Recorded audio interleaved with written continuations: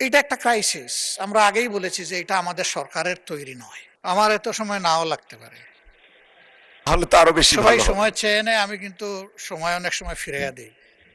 আজকে সেটি হওয়ার সম্ভাবনা আছে এবং এর জন্য আমি প্রথমেই সরকারি দলকে ধন্যবাদ জানাতে চাই। কেন চাই? চাই এই কারণে 300 বিধিতে মাননীয় মন্ত্রী যে বিবৃতিটা দিয়েছিলেন, সেই বিবৃতি থেকে আজকে 180 ডিগ্রি অ্যাঙ্গেলে ফিরে নাই, তবে 90 ডিগ্রি পর্যন্ত ঘুরে গেছে আজকে। এই বিবৃতি যদি সেই দিন দেওয়া হতো, হয়তো আমার নোটিশের ভাষাও ভিন্ন হতে পারত।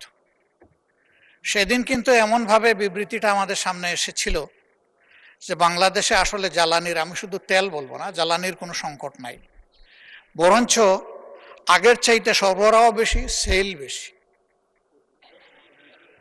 কোনোভাবে এইটাকে ম্যানিপুলেট করা হচ্ছে, এই জন্য কিছু কিছু সমস্যা হয়তো বা দৃশ্যমান হচ্ছে, এটা বাস্তবতা নয়।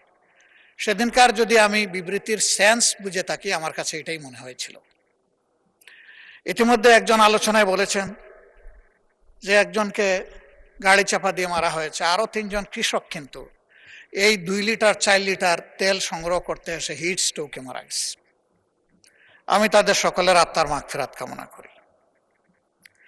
এই দীর্ঘ সময় ধরে দিনের পর দিন, সপ্তাহের পর সপ্তাহ যে মানুষগুলা কষ্ট করেছেন, আমরা আসলে এখানে যারা বসা আছি, আমরা কিন্তু সেই কষ্টের ভাগ নিতে পারিনি। আমি দেখতে গিয়েছিলাম, দেখলাম যে দুপুরবেলা চাটাই বিছিয়ে লোকেরা গাড়ি রেখে পাশে ফুটপাতে ঘুমাচ্ছে। 2-1 জনকে একটু ডেকে উঠালাম, জিজ্ঞেস করলাম। কেউ বললেন যে আমি 14 ঘন্টা ধরে আছি, কেউ বললেন আমি 5 ঘন্টা ধরে আছি, বিভিন্ন মেয়াদে বললেন। কিন্তু আমি 5 ঘন্টার নিচে কাউকে পেলাম না। আমি যখন জিজ্ঞেস করলাম যে ঘন্টার পর ঘন্টা আপনারা অপেক্ষা করে কতটুকু পাবেন, তারা বললো যে ম্যাক্সিমাম অফ 2000 টাকা, এই পরিমাণ তেল আমরা সংগ্রহ করতে পারবো, যারা গাড়ির মালিক। আর যারা বাইকার, তাদেরকে জিজ্ঞেস করলাম, একজন পেলাম, সে বললো যে আমার অয়েল পাস আছে, আমি 1000 টাকা নিতে পারবো। বাকিরা বললো যে 150 থেকে 500-র ভিতরে আমার রেঞ্জ, আমি এইটুকু পাবো। আমি জিজ্ঞেস করলাম আপনারা আগে কি পরিমাণ রুজি করতেন? বললো যে 1500 থেকে 2000 পার ডে। এখন কয় যে এখন 500-700 পারি না। এই মানুষগুলোর জন্য আমার বেশি দুঃখ লাগে। এটা কিন্তু 2-4 জন, 100-200 না, হাজার হাজার মানুষ, এর উপর তাদের জীবিকা চলে। এখন 150-500 টাকার তেল দিয়ে সে কি করবে? তার তো ওই পেশাটাই চলবে না। যদি আমাদের সংকট নাই, তাইলে অন্তত ওই গরিব, দিন আনে দিন খায় মানুষের পর্যায়েরা, এদের দিকে কি আমরা একটু সুদৃষ্টি দিতে পারবো? দেওয়া উচিত বলে আমি মনে করি। এরপরে যারা প্রফেশনাল গাড়ি চালায়, যারা ক্যাবিং করে, তারা এটার উপরে একটা রেন্ট তাদেরকে পে করতে হয়, আবার তার ফ্যামিলি চালাইতে হয়। এখন আমি যিনি ওই কাজ করি না, আমার ব্যক্তিগত কাজে ব্যবহার করি, আমার জন্য 2000, তার জন্য 2000, এরকম করলে তো ওরা বাঁচবে না। এই ইন্ডাস্ট্রিটাই তো হুমকের মুখে পড়বে। তাদের বিষয়গুলো আমাদের সিম্পেথেটিক্যালি দেখা উচিত। আজকে আমি ধন্যবাদ জানাই মাননীয় প্রতিমন্ত্রীকে। সেদিন তিনি আমাকে চাচা বলেছিলেন, জানি না আমার বয়স হতো কিনা। তা আমি যশোরে তাকে বুকে টেনে নিয়েছিলাম, আর তিনি যথার্থই স্মরণ রেখেছেন, যশোরের ডাব থেকে পানি বের করেই আমি ওনাকে পান করিয়েছিলাম। আমি ঢাকা থেকে নেইনি ওটা। আলহামদুলিল্লাহ, তিনি যে মনে রেখেছেন, এই জন্য তাকে ধন্যবাদ। তিনি খুবই পজিটিভ অ্যাপ্রোচে আজকে কথা বলেছেন এবং আমি মনে করি যে একটা রিয়েলিস্টিক বক্তব্য রেখেছেন। শুধু এক জায়গায় হালকা একটু সুই হাতে নিয়েছিলেন, উনি মাথায় হাত দিয়ে লজ্জা পাইছেন, আমি আর ওইটা বলতে গেলাম না। আসলে চালাক লোকেরা কি বলে, একটা কঠিন গালি দেওয়ার পরে বলে যে আমি গালি দেওয়া পছন্দ করি না। যেটা আমি পছন্দ করি না, এটা আমি করবই না। এই সংসদে আমরা প্রথম দিনই অনুরোধ করেছিলাম যে আমরা আসুন জনকল্যাণে কথা বলি, আমরা পরস্পরকে দোষারোপ কিংবা character assassination, either party or person, আমরা ওই দিকে না যাই। কিন্তু এখনো বন্ধ হয়নি।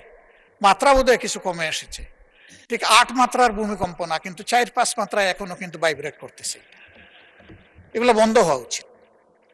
আমরা কনস্ট্রাকটিভ হই, সরকারি দলও কনস্ট্রাকটিভ হোক, আমরাও কনস্ট্রাকটিভ, সেইভাবে বিষয়গুলোকে আমরা রিজলভ করি এবং আমরা পারবো। কেন পারবো না? দুনিয়ার অনেক দেশই তো পারে, তো আমাদের না পারার কি আছে? আমরা এই পারার কালচারে যেতে চাই, না পারার কালচারে থাকতে চাই না। মাননীয় স্পিকার, এটা একটা ক্রাইসিস। আমরা আগেই বলেছি যে এটা আমাদের সরকারের তৈরি নয়, কিন্তু ডিমান্ড ম্যানেজমেন্টে বেশ কিছু প্রবলেম হয়েছে। এই জায়গায় যদি আমরা সবাই ওপেন হার্ট নিয়ে বসতে পারতাম, কথা বলতে পারতাম, যদি কমন প্ল্যাটফর্ম থেকে অ্যাড্রেস করতে পারতাম, মানুষ একটা আস্থার জায়গা খুঁজে পেত এবং আমরা বাস্তবধর্মী অ্যাড্রেস করতাম।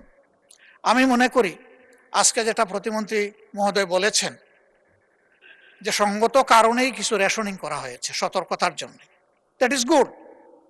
সেই কথাটা আমরা একসাথে বলতাম, কিন্তু প্রথম দিন তো এই বিবৃতি আসে নাই।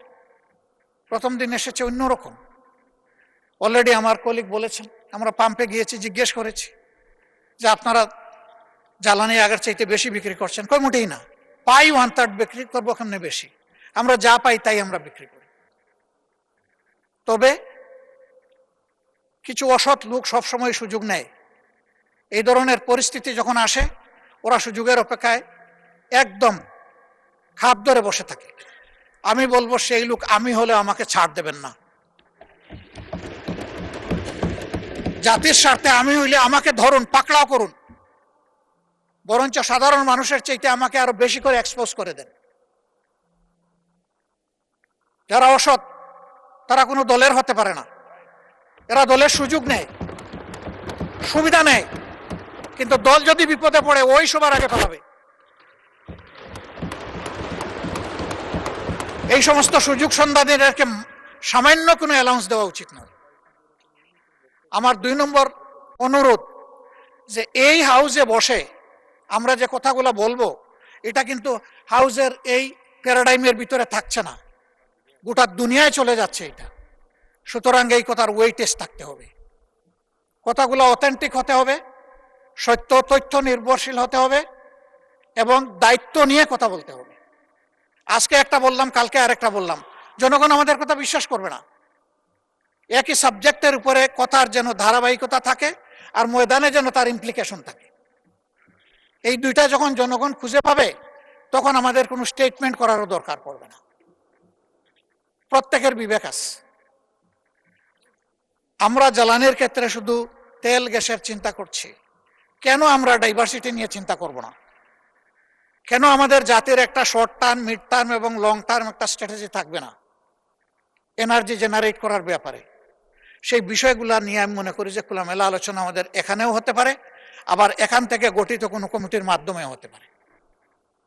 সেই জায়গায় আজকে সরকারি দল বিভিন্ন স্টেক হোল্ডারদের সাথে বসছেন। মাননীয় মন্ত্রী রেফারেন্স এসেছে, তিনি 2টো করেছেন, আর একটা সেশন করবেন কামিং শনিবারে। আচ্ছা, শনিবারের মধ্যে উনি বলেন নাই যে সমস্যার সমাধান হবে, উনি বলেছেন যে একটা সেশন হবে। আমি ওনাকে একটু হেল্প করলাম, আমি তাই শুনেছি। তা হ্যাঁ, আমরা কেন জয়েন্টলি করতে পারি না? কেন আমরা যদি জয়েন্টলি করতে পারতাম, তাহলে আমাদের ডেমোক্রেসিটা সাস্টেইনেবিলিটির দিকে যাইত। মানুষ আশান্বিত হতো যে ভঙ্গুর ডেমোক্রেসি কোনো একটা জায়গা থেকে আবার রিফর্ম হওয়ার জন্য তারা লোড নিচ্ছে, তারা রিস্ক নিচ্ছে, আমরা তাদেরকে সহযোগিতা করব। তখন রাষ্ট্রের জনগণেরও অ্যাটিটিউডটা হবে পজিটিভ। আমরা ভালো হয়ে গেলে দেশ ভালো হয়ে যাবে, এটাই স্বাভাবিক। এই জায়গাটা যতদিন পর্যন্ত ভালো হতে পারবে না, ততদিন পর্যন্ত দেশও ভালো হবে না। আমি কিছু ম্যাটেরিয়ালস আজকে রেডি করে নিয়ে এসেছিলাম, কিন্তু মাননীয় প্রতিমন্ত্রী আমার ম্যাটেরিয়ালস সব কিছু বাসায় দিচ্ছে। আমি আসলেই কখনো এটা বলতে চাই না যে আমার গ্লাসের অর্ধেক খালি। আমি সব সময় বলতে চাই আমার গ্লাসের অর্ধেক ভরা আছে, কাজেই বাকিটাও আমাকে ভরতে হবে। আর যদি আমি খালি বলি, তার মানে হচ্ছে অর্ধেক যখন খালি, বাকিটাও ফেলে দে। আমি ওই থিওরিতে বিশ্বাস করি না। আসেন আমরা পজিটিভ অ্যাটিটিউডে, সরকারি দল বিরোধী দল বড় কথা নয়, এই হাউস বড় কথা। এই হাউসকে নিয়ে মুভ করি। আমরা মনটা ওপেন করি। আর আমি অতি বিনয়ের সাথে অনুরোধ করব, বয়স যাই হোক, আমার কিন্তু সবগুলা সাদা, আমার মতো বুড়ো সাদা লোক এখানে খুব কম। তো এই দিক থেকে অনুরোধ করছি যে আসেন ওই ঠেলা ধাক্কার রাজনীতি এখানে বাদ দিই। এই জায়গায় আমরা সিনসিয়ার টক করি, পরস্পরকে রেসপেক্ট করি। আমরা যদি মিউচুয়াল রেসপেক্টটা শো করতে পারি, পুরা হাউস রেসপেক্টেড হবে। আমরা ওই জায়গাটায় যেতে চাই।